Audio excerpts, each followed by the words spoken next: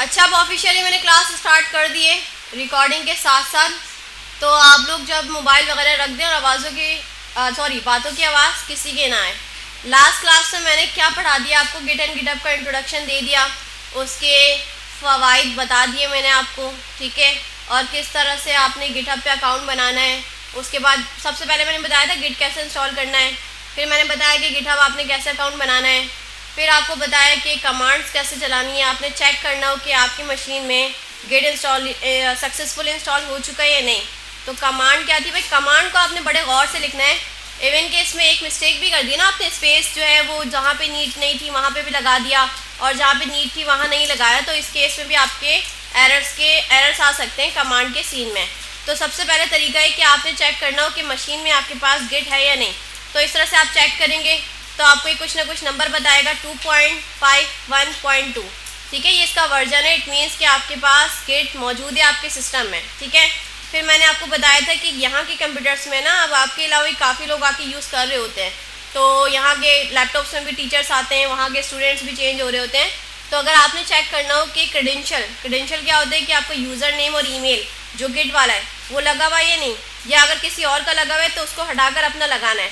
तो फिर मैंने आपको बताया था क्रेडेंशियल मैनेजर में जाके आप विंडोज़ क्रेडेंशियल यहाँ पे चेक कर सकते हैं किसी का लगा हुआ है या नहीं। देखिए यहाँ पे नहीं लगा हुआ, अगर लगा होता तो गिट और गिटहब आ रहा होता, लेकिन अभी नहीं आ रहा। अगर किसी का आता तो हम ये एरो डाउन दिख रहा है आपको, ड्रॉप डाउन, यहाँ पे जाके उसको रिमूव कर देते हैं, सिंपल सी बात है, ठीक है। लेकिन अभी किसी का नहीं लगा हुआ और अगर हमने अपना लगाना हो तो लास्ट जो मैंने बताया था आपको गिट कॉन्फिग कमांड क्या थी, ग्लोबल यूज़र डॉट नेम, और यहाँ पे यूज़र नेम वो आना चाहिए जो आपका गिटहब वाला है।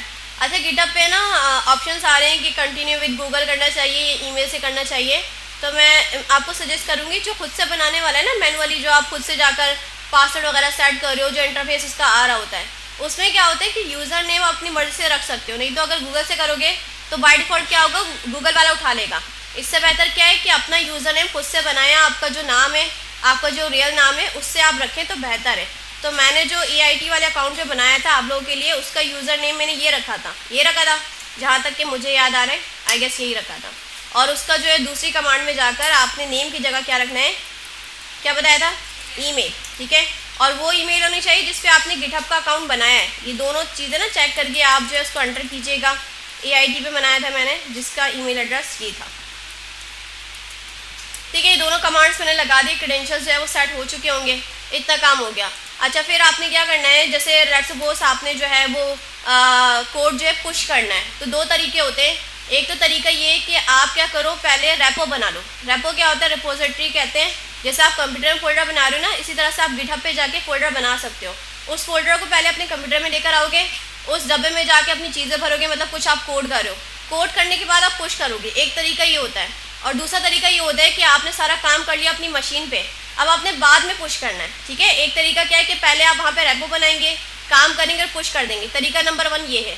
तरीका नंबर 2 कौन सा है कि आपने पहले काम कर लिया, अपना सारा लोकली काम कर लिया, उसके बाद पुश किया, ठीक है। तो जो मेरे पास 2 वीडियोज़ मैंने यूट्यूब पर अपलोड किए हैं वो दोनों तरीके हैं। लेकिन तरीका नंबर जो 1 है वो काफ़ी ईजी भी है, प्रोफेशनल भी है, क्योंकि बाद में आपको करना ही है ना, गिटहब पे तो करना ही है, क्योंकि कोड अपना सेव रखना है आपने, या कोई असाइनमेंट है या कोई क्लाइंट का वर्क है तो आपने गिटहब पे तो रखना है। तो आप क्या करें, शुरुआत ही गिटहब से कर लें। तो आपने सबसे पहले करना क्या है, अपनी प्रोफाइल तो आप लोगों ने बनाई भी होगी गिटहब वाली, सबकी बन चुकी है, ठीक है। तो मैं गिटहब खोल लेती हूँ उसका।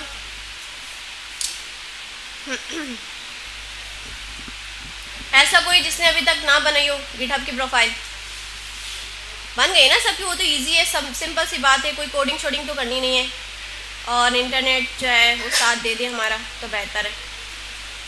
तो मैं साइन इन करूँगी, ऑब्वियसली मैं बना चुकी हूँ, मुझे याद है मैंने ये यूज़र नेम नहीं, यूज़र नेम मैंने क्या रखा है, किसी को याद है, मैं भूल चुकी हूँ। यूज़र नेम याद है मेरा जो लास्ट मैंने बनाया था अकाउंट, तैयबा 3167 ही रखा था आई गेस, जहाँ तक मुझे याद है। वाईफाई चला गया, 104, अच्छा फिर वहाँ पर भी यूज़र नेम मैंने अलग रख दिया। ये मेरा अपना नहीं है, आप लोगों के लिए बनाकर दिखा रही हूँ, मुझे अपना याद है, अपने वाले में नहीं बनाकर दिखा रही, क्योंकि स्क्रैच से बनाकर दिखाना था, तो इसलिए मैंने जो है वो डमी अकाउंट यूज़ किया। क्योंकि आप लोग की तरफ से ना ऑब्वियसली आपके पास ऐसी चीज़ें आ जाएंगी स्ट्रेस से, आप लोग को आसानी हो जाए। तो ये हमारे एलसीडी कनेक्ट होने लगी है और हो चुकी है। ठीक है, अगर मेरा जो है चेक कर लेती हूँ, ये वाला देखो सजेस्ट भी कर रहा है, आई गेस ये वाला होगा। और मैंने पता नहीं पासवर्ड क्या रखा था।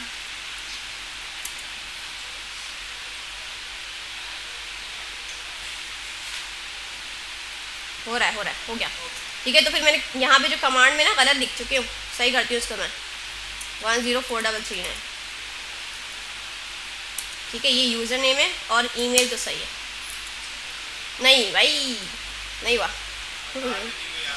क्या? हाँ बता रही थी आप लोगों को ना कौन सा मेरा अकाउंट है, डमी था। खैर आ जाएगा याद, मेरे दिमाग में होते हैं पासवर्ड, जस्ट ढूंढना होता है कि कौन सा वाला लगाना है।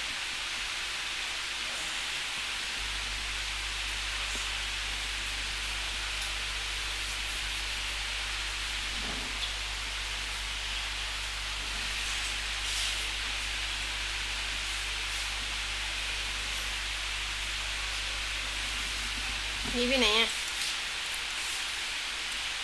नहीं तो फॉरगेट कर सकते हैं, लेकिन उसमें लंबी है, मैं चाह रही हूँ याद आ जाए मुझे।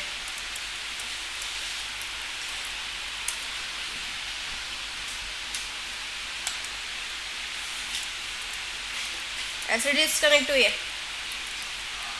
वाईफाई चला गया। नहीं आ रहा भाई मुझे याद, तो मैं इसको फॉरगेट कर लेती हूँ।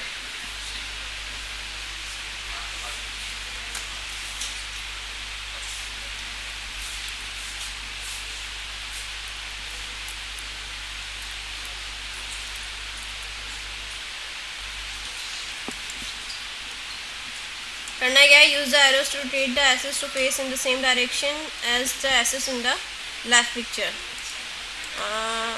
ऐसा है कुछ ऐसा।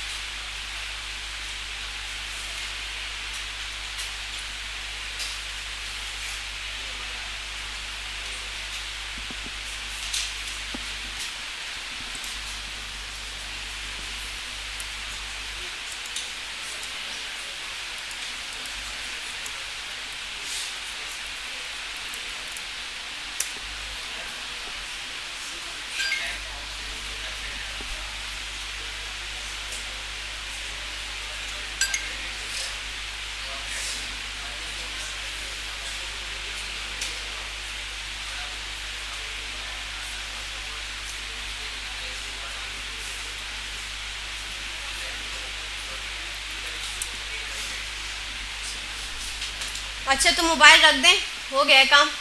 ठीक है, फॉरगेट कर लिया और नया पासवर्ड मैंने रख दिया है। आप लोगों को बताओ मुझे याद रहेगा, बड़ी मेहरबानी।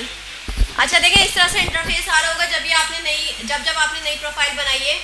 तो सिंपल इसको आप जो है ऑप्टिमाइज़ कर सकते हैं, यूट्यूब वगैरह देख सकते हैं इसके लिए कि कैसे अपनी प्रोफाइल पिक्चर वगैरह जाकर इन्हेंस कर सकते हैं। और वो जो मेरी प्रोफाइल में सब चीज़ें आपको दिख रही होती है ना, वो जाके आप सारा सेटअप कर सकते हैं। खैर हमने क्या करना है, अभी काम की बात करते हैं। हमने करनी है रैपो बनानी है। रैपो क्या होता है, एक फोल्डर ही होता है। ठीक है, इसकी ज़बान में उसको हम क्या बोलते हैं, रिपोजिटरी बोलते हैं, रेपोजिटरी बोलते हैं, रैपो बोलते हैं, शॉर्ट में सब चलेगा। ठीक है, तो देखिए यहाँ पे आपको एक बटन भी दिख रहा है, क्रिएट अ रिपोजिटरी। नहीं तो यहाँ पर जाके आप यहाँ पर भी देख सकते हैं, रिपोजिटरीज यहाँ से भी दिख रहा होगा। काफ़ी जगह होती है जहाँ जाके आपको ये बटन मिल जाता है। तो अभी सामने दिख रहा है, हम यहाँ पे जाते हैं क्रिएट रिपोजिटरी।